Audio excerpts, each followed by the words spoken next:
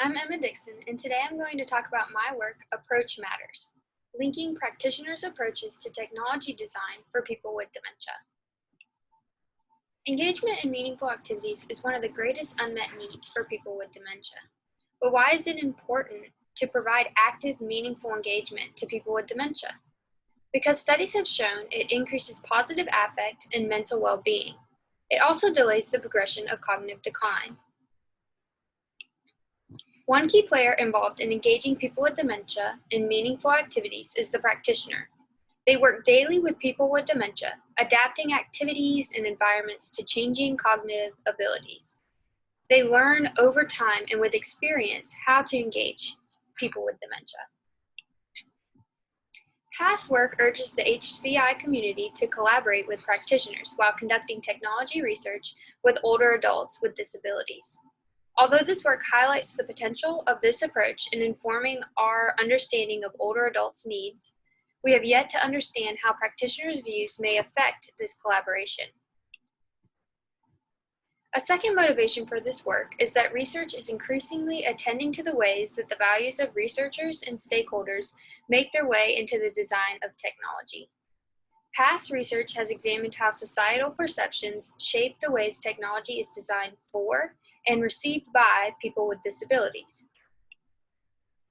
Mankoff, Hayes, and Kasnitz draw on disability studies to critically reflect on assistive technologies, arguing the worldviews of technology designers may have negative consequences for users with disabilities.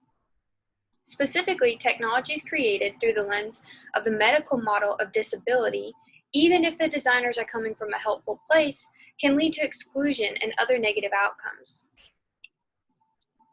The aim of this research is to present an understanding of practitioners' perspectives concerning the support of meaningful activities using technology, and tensions that arise in practice between the different views that exist in the landscape of dementia care.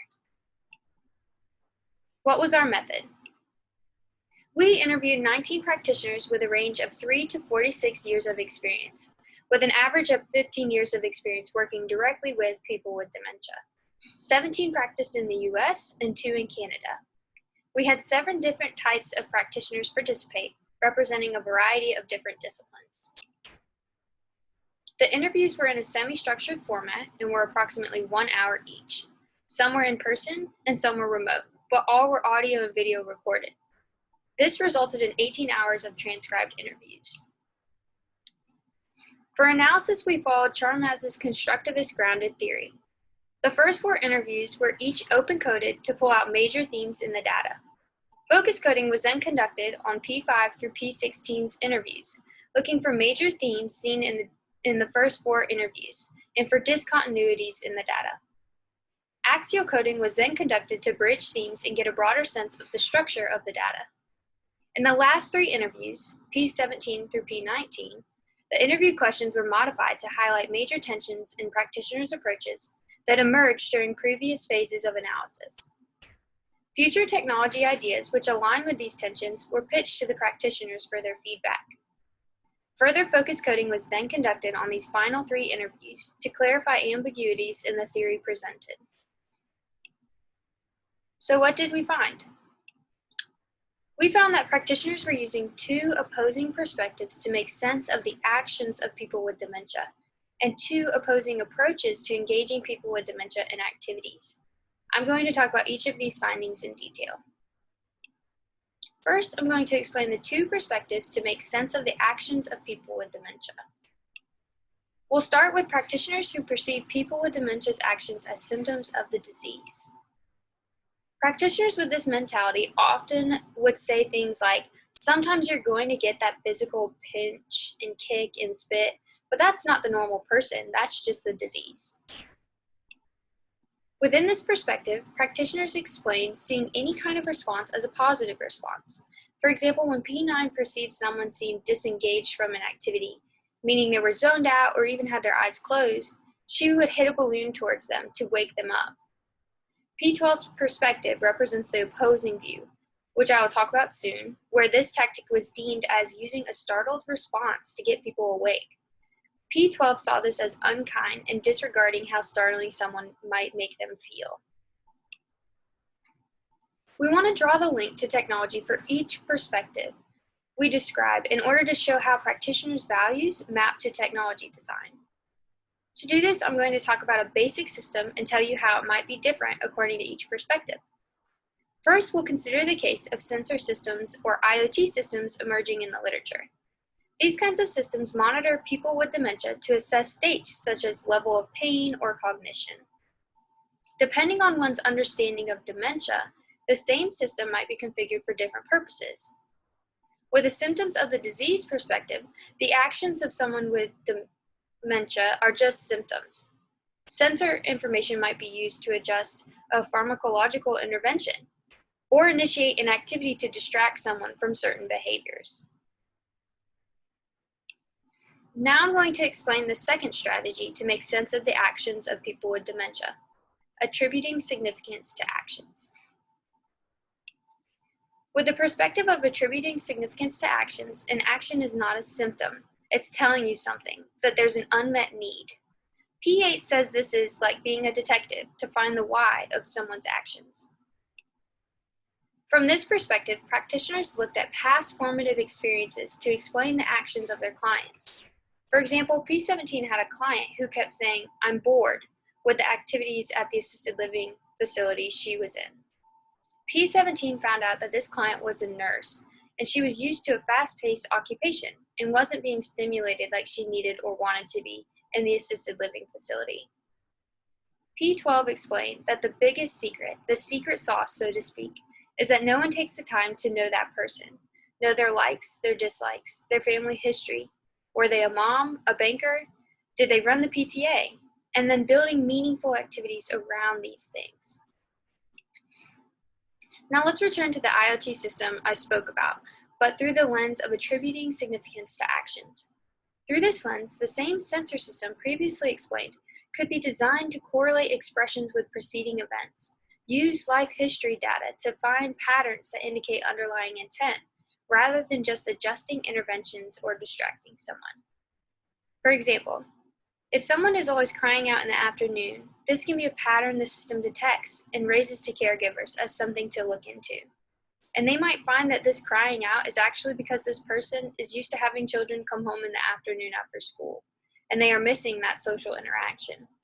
To address this need, the system could be set to make phone calls with loved ones in the afternoon when this person typically cries out.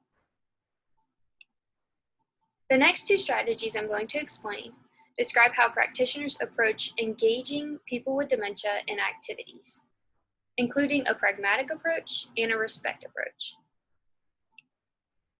For these two strategies, we find that practitioners were focused on supporting Maslow's higher order needs, specifically self-actualization, which is to be what it is and who it is that you want to be. In our data, this was described as the need to contribute to society. P7 explains, "I find that folks that are in the facility for long term, they don't want to keep sucking it out of everybody for stuff. They want to get together and give back somehow to the community or each other, and that's really important." Interestingly, how they went about supporting self-actualization activities looked different depending on which of the two approaches practitioners followed. First, I'm going to explain the pragmatic approach. The pragmatic approach included practitioners doing whatever worked to engage with clients. With this approach, the focus of activities is more on enjoyment than on supporting someone and actually contributing to society. With this approach, self-actualization activities are not for a particular outcome or product, but more to support feelings of enjoyment and accomplishment. The focus with the pragmatic approach is on feeling helpful without facilitating actual helpfulness. For example, P1 uses the activity where she has a caregiver set aside a basket of towels to be folded by the person with dementia. But these towels are not actually used by the caregiver. They are strictly to make the client feel as though they are being helpful. With this perspective, practitioners will use any strategy they can to engage with their clients, often drawing on childlike activities because they are failure-free. Activities like coloring with crayons or giving stuffed animals to people that look real, for example, stuffed cats. When considering technologies designed with this approach, We use the example of extended reality systems to aid people with dementia in activities of daily living. For example, a virtual reality cooking activity could be used to stimulate the feeling of cooking, allowing the person with dementia to focus on the enjoyment of the cooking activity without risking failure. In this way, the VR system facilitates the person with dementia to feel as though they are completing an activity independently, even though it's only in the virtual world. I'll now explain the contrasting approach to engaging people with dementia in self-actualizing activities, the RESPECT approach. In this approach, we see practitioners prioritizing dignity and respect. This approach is all about treating people like adults because they are adults. These people have lived full lives. They have served in the military. They have raised children. They have contributed to the community and the workforce and the social betterment of all of us. Practitioners with the RESPECT mentality focus on facilitating volunteering and giving back.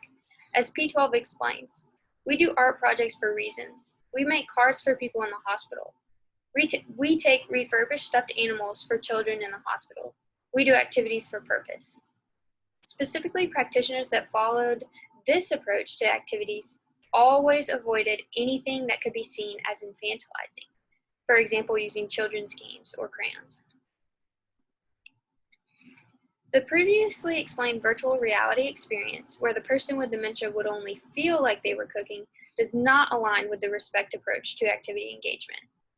From the RESPECT approach, an augmented reality system would be better to aid people with dementia in a cooking activity, because it would facilitate active engagement by the person with dementia through assistance in prompting.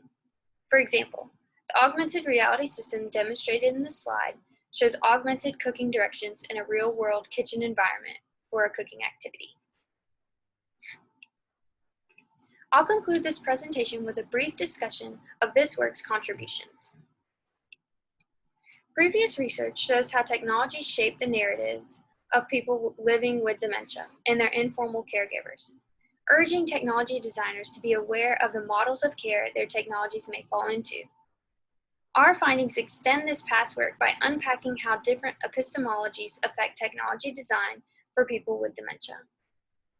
Understanding the epistemologies of dementia is important for researchers working with dementia practitioners and people with dementia because the perspectives or even terms that we may assume are benign can carry substantial meaning for those we work with. One contribution of this work is a table outlining 4 different perspectives and strategies described further in our print paper, providing researchers and technology designers with a way to more easily identify which perspectives their own technologies align with. Though we present contrasting approaches practitioners take, and we understand that it is not always easy to do, we advocate an approach that attributes significance to actions and is respect-based, which aligns with dementia and disabilities research in HCI that stresses the need to respect the self-determination of people with dementia, challenging a view of people with disabilities as solely receivers of help. We also argue for researchers and technology designers to be wary of attributing actions of people with dementia simply to symptoms of the disease, or following the pragmatic approach, as these strategies could be infantilizing and diminishing of people with dementia's abilities. Our study opens up new design areas in dementia. Past research has looked into how volunteers can work with people with dementia.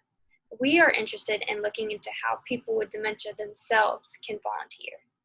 Technology designers should consider focusing future research on facilitating self-actualization through fulfilling a sense of a vocation, calling, or cause for people with dementia.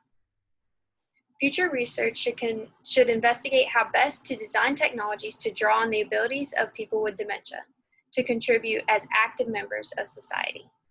For further areas for future design, please see our print paper.